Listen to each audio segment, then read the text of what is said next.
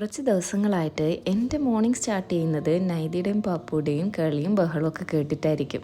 അപ്പോൾ ഇന്ന് രാവിലെ തന്നെ രണ്ടുപേരും അനുവാപ്പനെയും സോപ്പിട്ട് ജീപ്പിലൊന്ന് കറങ്ങാൻ പോവാണ്.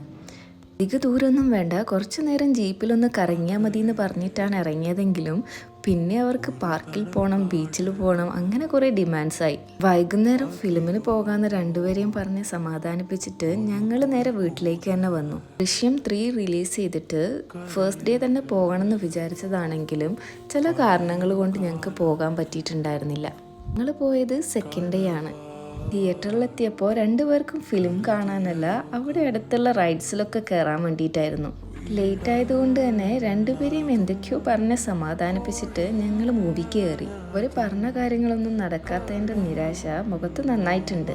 മൂവി സ്റ്റാർട്ട് ചെയ്ത് കുറച്ചു നേരം ആയപ്പോഴേക്കും രണ്ടുപേരും ഉറങ്ങിപ്പോയിട്ടുണ്ടായിരുന്നു. ഫിലിം കഴിഞ്ഞപ്പോൾ ഞങ്ങൾ നേരെ ഫുഡ് കഴിക്കാനാണ് പോയത്.